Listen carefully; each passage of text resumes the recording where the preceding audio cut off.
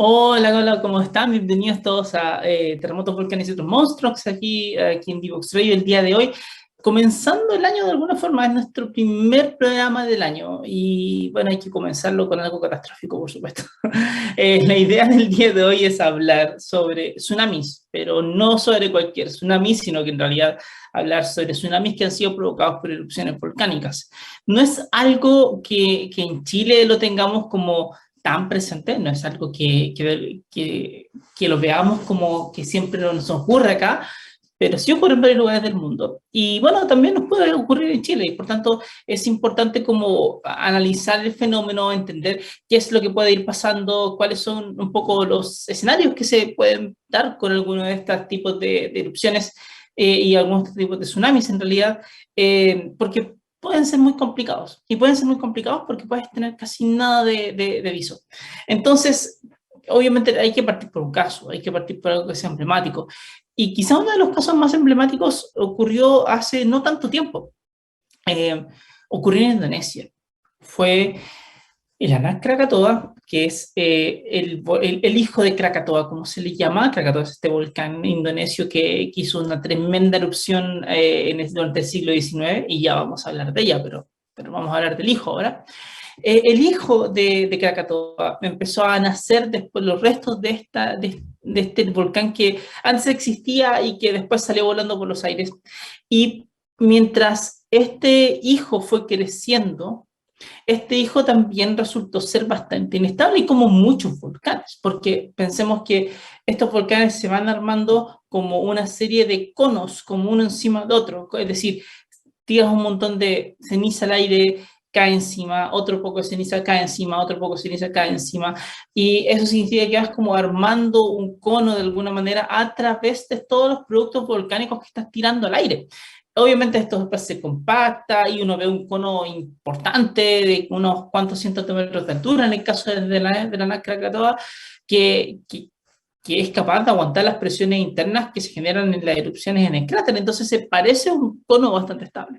Sin embargo, no lo es. Y de hecho, había varios estudios previos al 2018 que hablaban un poco de cuán inestable podía ser ese cono, porque la verdad es que estos conos suelen ser bastante inestables. Y uno de los problemas que nace cuando tienes una inestabilidad de un cono es que parte del cono puede colapsar. Eso quiere decir que como que se cae y empieza a ir hacia un costado. Claro, eso te genera avalanchas, no es nada de lindo si es que estás cerca. En el caso de la Krakatoa, nadie vive al lado de ese volcán, pero ese volcán está en una isla. Y ese volcán, al estar en una isla que se forma a través del mismo, básicamente, eso lo que termina haciendo es provocando es que si tú tienes una avalancha, esta avalancha va a caer y se va a ir al mar. Y cuando se vaya al mar, entonces vas a tener una buena cantidad de material que va a entrar en el mar. Y eso lo perturba. Y al perturbarlo, si es que la perturbación es muy grande, tú puedes tener un cambio, una entrada de masa muy grande, y por tanto una perturbación que genera un tsunami que viaja hacia los costados y que puede viajar bastante rápido. Y así fue que a fines del año 2018 el Anak Krakatoa estaba en erupción, pero no estaba en una gran erupción. Sin embargo, durante todo ese fenómeno colapsó parte del cono. Y esa parte del cono que colapsó entró hacia el mar y simplemente generó este tsunami en la noche en Indonesia, y nadie vio venir las olas.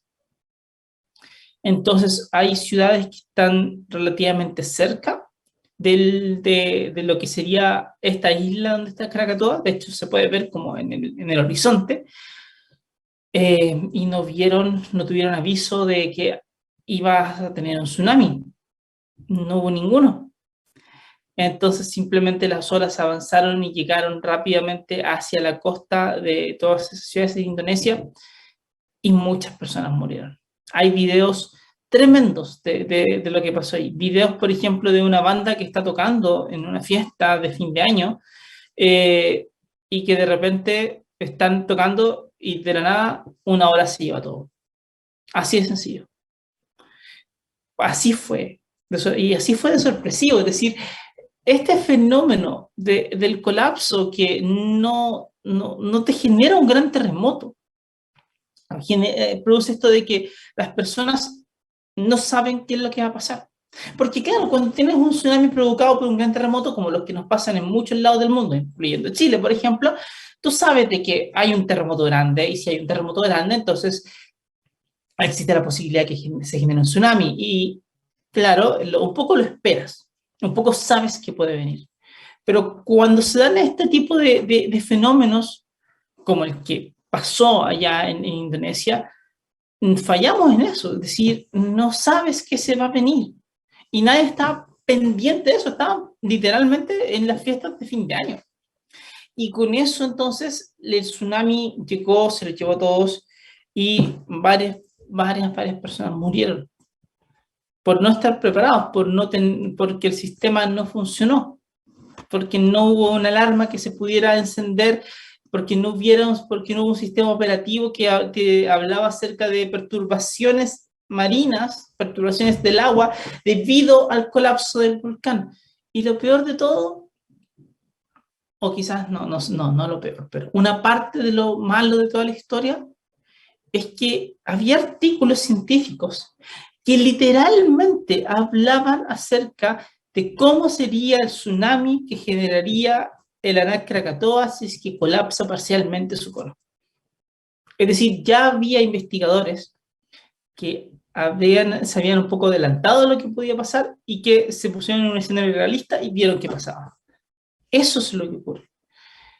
Y eso es lo complejo. Entonces, hoy día necesitamos hablar de eso, porque esto es lo que ocurrió. Pero hay mucha historia de cosas que no han pasado y que seguramente nunca van a pasar.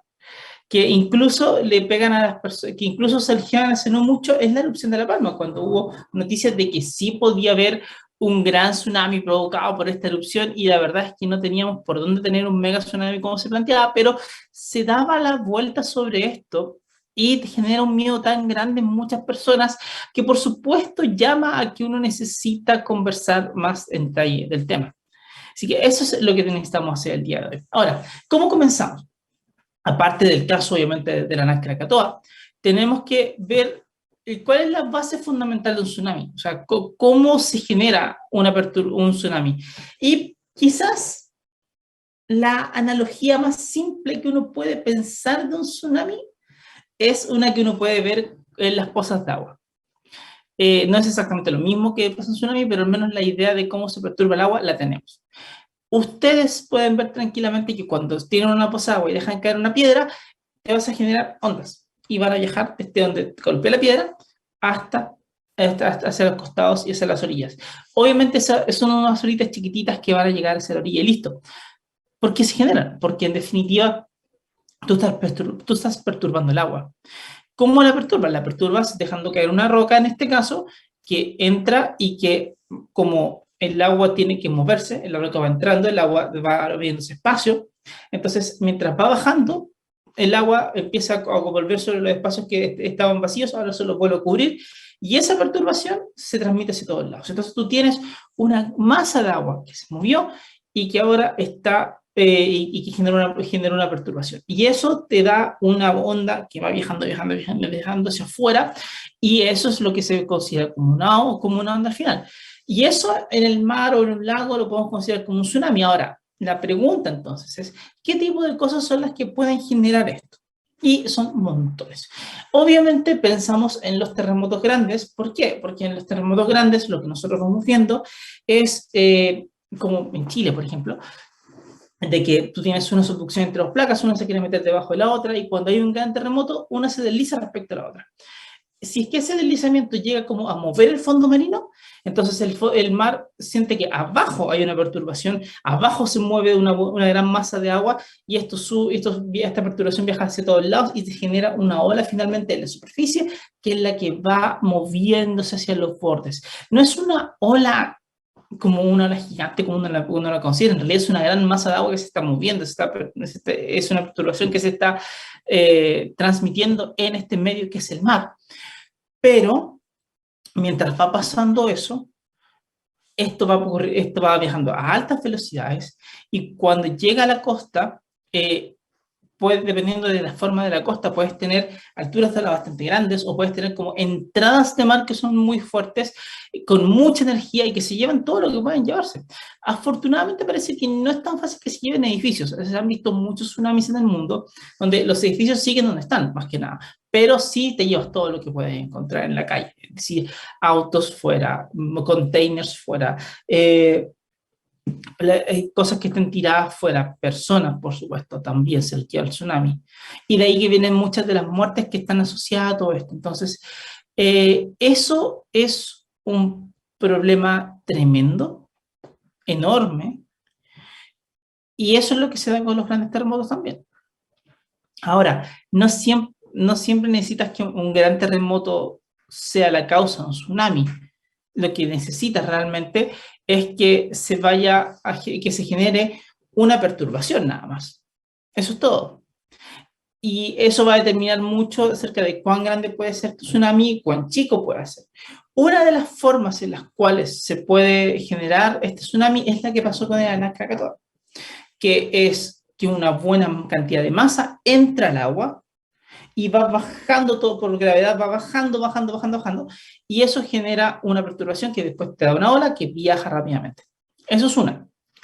Otra que nos lleva hacia lo que pasó con el Krakatoa Grande, el viejo Krakatoa, es que puedes tener erupciones que son tan grandes, con flujos piroclásticos enormes, donde también metes una gran cantidad de masa hacia dentro del agua, se genera el tsunami, pero aparte tienes flujos piroclásticos montados encima.